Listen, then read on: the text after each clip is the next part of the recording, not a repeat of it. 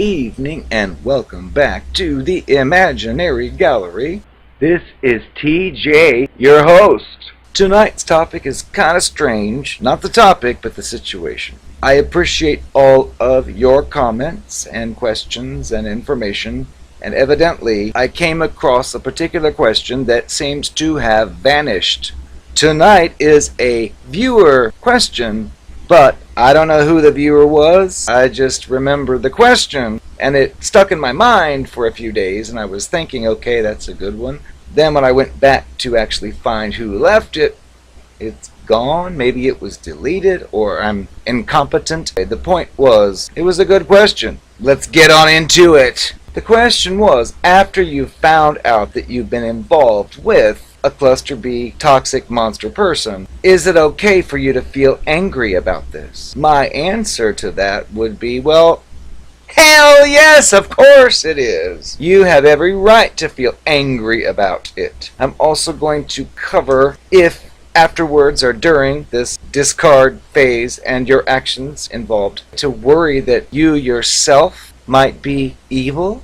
And then the last part, counter manipulation. Sasha Sloan.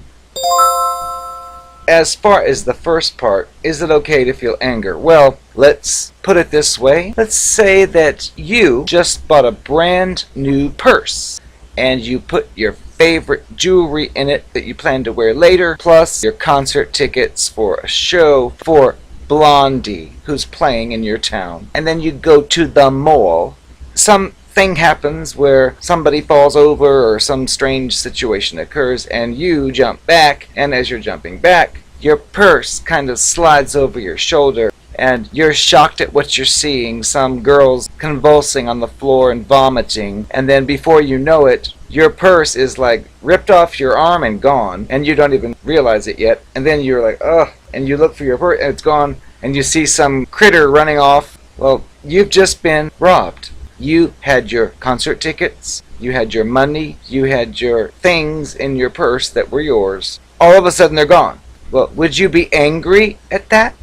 You wanted to see that concert, and now your tickets are gone, and you're thinking to yourself, okay, I bought these tickets, I put this jewelry in there so I could have it for safety, and it's gone. Well, it would be stupid not to be angry. And then, of course, you're going to think, who took it and how could they? Welcome to the Cluster B lifestyle. That's the way these relationships go. They call these a relationship hit and run. Now, of course, I have a description for this to distinguish between a real hit and run and what they're referring to. But of course, a real hit and run is you're doing whatever you're doing and all of a sudden a car smashes you, or your car's parked somewhere and a stranger smashes into it and then zoom, they're gone. Well, either way, you are left with the damage. And if you rationally think about it, it's some car out of nowhere scraped up against my vehicle and smashed part of it and then vanished. Well, we know we have insurance deals where we can file a claim and so on, but in this case, there's nobody there. They're gone. The damage is done and they're gone. But with your narcissistic covert monster creature, it's a very similar situation, only it's not instantaneous like the hit and run we just described. It is a relationship hit and run, but that is looking at the whole thing from an outward viewpoint as far as the whole thing summed up into a short snippet. Because in the hit and run case, it's instant. Somebody comes up, they do whatever they do, they disappear, and you're left without something. Well, with the Cluster B creature, it's different. It's a slow process. It's somebody caught your eye and you winked at them, and then maybe a week later, the person said hi to you, and then later, you said hi back and, hey, would you like to go out sometime? And then you did go out, and then it progresses. Well, so it's so much slow. It's like in slow motion. So you found this person. You found yourself getting closer and closer. Plus, you didn't know what you're dealing with, but it did the mirroring thing, and you thought, wow, I have found someone just like me after all this time. I have finally found someone who really gets me and understands. Oh, this is perfect. And you continue it. And of course, since we're discussing Cluster B monsters, eventually you find out that was not real. Turns out it learned all your secrets while giving you phony secrets. So you're not as armed as it is because you're giving it the truth, which makes you vulnerable and yet you're given a bunch of fake truths mirroring yours in many cases. So you're thinking to yourself, I know this person. Oh, if it's going to be mean to me, well, I know it's going to get to that person so I can show them I'm angry. No, you don't, because their story was fake. So when they tell you they're really against this or that, so you think, well, maybe this will show him or her. It doesn't work because it's fake. So imagine all this happens, and then finally it all ends, and you look back at all the lies you suspected, you were insisted they were not lies, and then they really were. But when all this is over, yes, it's a very natural reaction to feel anger. You have to also learn to not be so hard on yourself, though, because you might have even entered the situation skeptical that this person just might be some kind of creature. And you may have even brought up things like, hey, that behavior yesterday was kind of creature-like. Are you sure you're not a creature?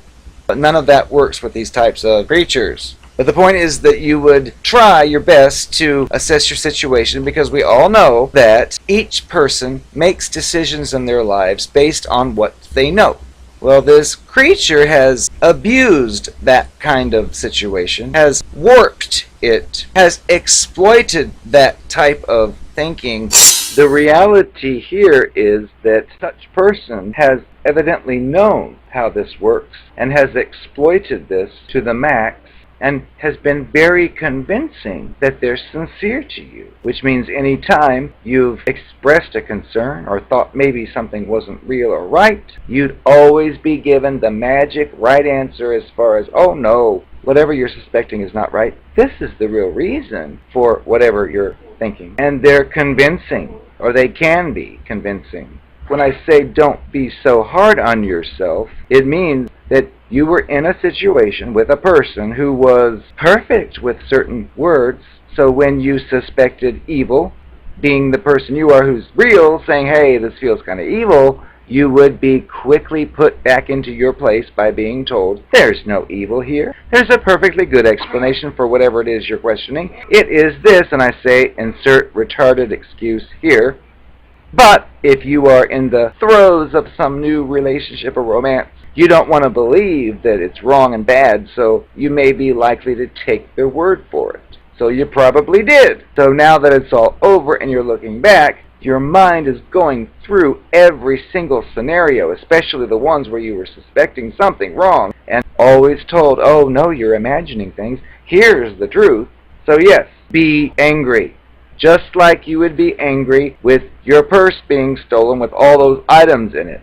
The problem is, with the purse being stolen, there's an empty spot where you want to be angry at someone, where your purse was stolen and you want to find that person so you can throw all your anger on how dare that person steal my things. But with the narcissistic monster, there is a person. With the purse stealer, it's just a void. It's like, okay, someone stole it, I don't know who it is, and you've got no target to look at. But when you are victimized by the narcissistic monster, you know exactly who did it, but that doesn't really make it any better because the person hit and they ran. So they're usually gone by the time you realize how you were played. So yes, rejoice in your anger, but realize you can't really focus it on that creature and expect to get any kind of satisfaction, because if you do, you'll be playing into its game with the new target, which is to say that you, the X, are crazy. You are a monster. So when the new person's being love-bombed and you realize what you've gone through and try to make that person accountable and say, how dare you do these things to me? Well, you are going to be playing the perfect role as the crazy X. Now, of course, the new target won't know any of this yet because they're being love-bombed like you were. And they'll be in awe of this wonderful person who sees them for exactly who they are and all that you did. It doesn't help you to try to say that to them because, again, you are the crazy X. Before it all ends, there may be times when you've caught on to what they're doing and you've decided to do what we call counter-manipulation. And maybe you've realized what they're doing and thought, really? That's what you're going to do to me? Well, because you have self-respect and want to protect yourself, you may, in self-defense, plan some kind of evil counter-manipulation tactic, which we normally don't recommend, especially if it's a violent person, but sometimes before you get to that breaking point, You just can't help it. Because you, being a real person, can see the fake person for what it's doing and realize, oh, it did this because it wanted that to happen? I'll show it. I'll do something way worse because you are different. You are able to be yourself, be real and genuine, but then see when someone is doing something bad, like stealing your purse, and then you switch into a mode where you're going to protect yourself and try to prevent that thief from stealing from anybody else. These creatures don't have that ability. They have like a one-track system. They do one thing only. So that's your advantage. And when you're still with them thinking you can show them the light, just show them, well, you only have to do things this way and things will be better. It doesn't work because they don't have those abilities. They cannot be an evil, manipulative person and then stop and say, oh, I was being an evil, manipulative person. I'm going to change that. They just don't have that in them because that's all they are. So when they see you switching back and forth, it sometimes confuses them. But no, when you counter-manipulate with these people, it does not put you in the same class as they are. Because remember the intention. Back to the beginning, when you were going to the mall to go shopping and happened to fill your purse with important things, your intention was to simply go to the mall. Well, let's alter that story just a little and say you went to the mall, the person grabbed your purse, and you were able to catch them. You chased them because you're a track star, and you caught up with this thief who ran off. Well, let's say you beat him over the head with your umbrella. You kicked him in the private parts, and he groaned.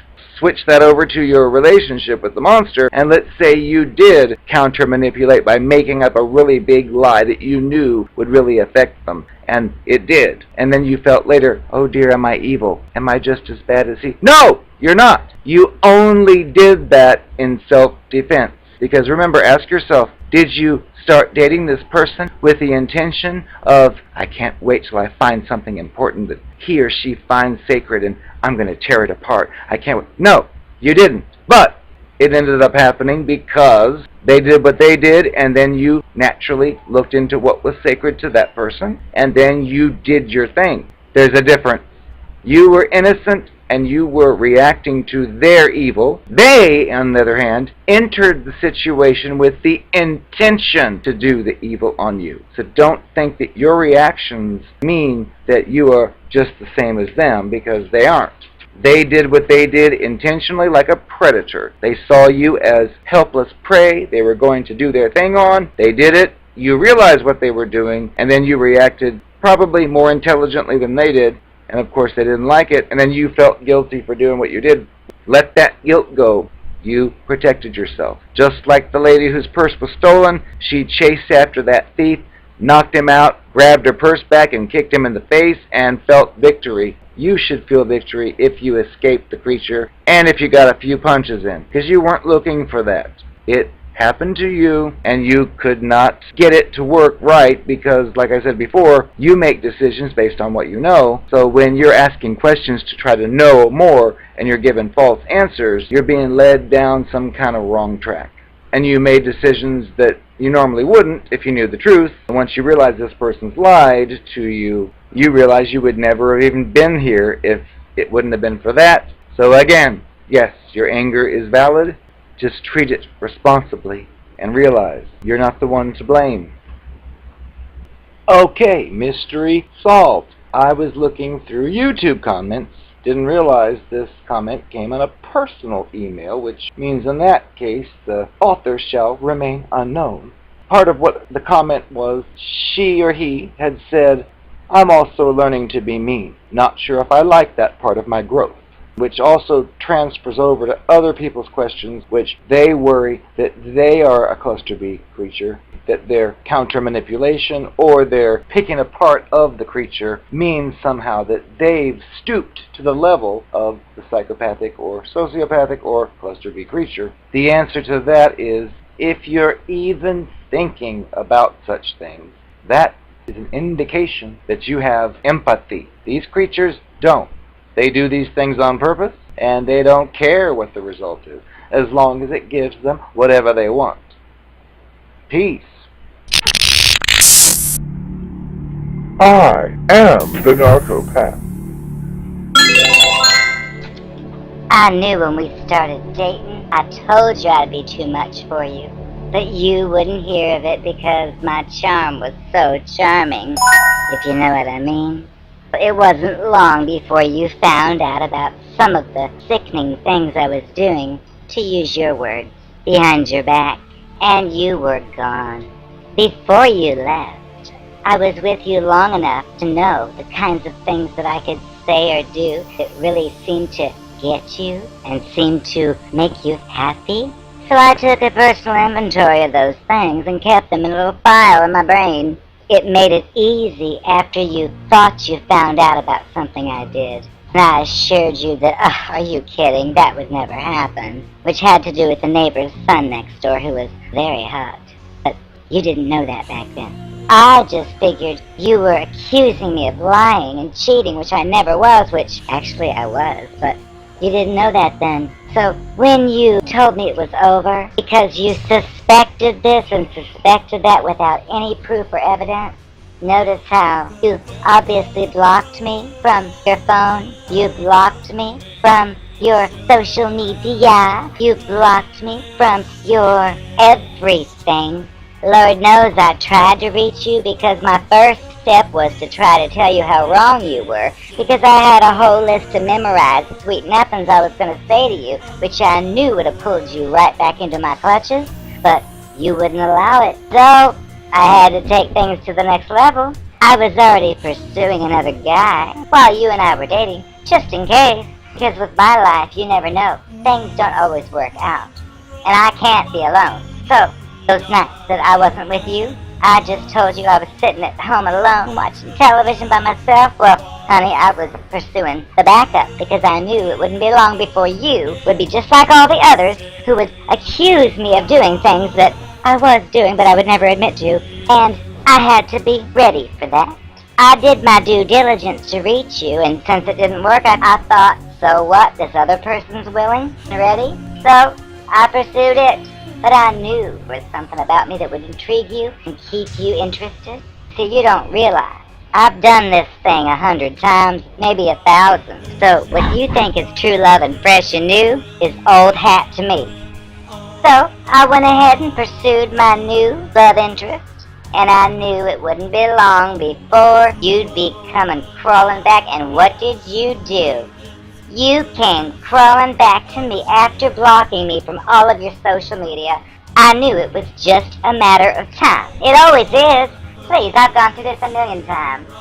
You finally made it clear you were serious about talking to me again. I simply told you, well, we can talk, but I'm with someone new now. And I did that on purpose, even though the someone new was starting to figure out what I was up to, and you didn't need to know any of that, so I just pretended like I was in the happiest relationship ever to try to rub it in your face to show you what you could have had, because I know you wanted it. You talked about us being together forever. So I made sure to throw in some details about things we're going to do in 20 years and 30 years, and knew it hurt you.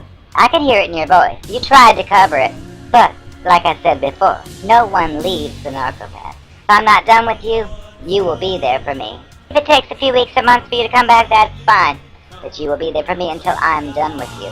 It just so happens that the guy that I was with, when you pried a little bit more, turned out to be the very guy that I told you I'd left previously, who was abusive, crazy, disgusting. And you questioned me. Why would you want to go back to someone like that? Well, I was caught then, because I made that up for you. He wasn't crazy. I was. I am. But couldn't let you know that. So judging from your persistence, I figured the one I've got now is kind of fizzling out because it searched through my things against my wishes and found out some secrets, so... I knew the time was probably coming up where it was going to leave. When you continued to show interest and asked why I want to go back with somebody who was so crazy, well, I figured this is my meal ticket out of here. And I said, you know what? You're right. And I ended it. Well, that's your version at least. But the truth is, it ended it because it found out what a whore I was. But you didn't need to know that. So it ended, and I started back up with you. That's how my life goes. I can't tell everyone what goes on, or they wouldn't have anything to do with me. I just make up stories. If one doesn't work out and I'm with it, I'll pretend like it's the most wonderful romance ever to you, and you'll wish you had me And then I'll finally say, oh, I left him for you. I tried to make it sound like you convinced me that it was foolish for me to go back with a crazy person, when here you are, sane. You bought it, we got back together, we made love, and I told you all kinds of fake things I heard in movies that sounded good and romantic. And that was great.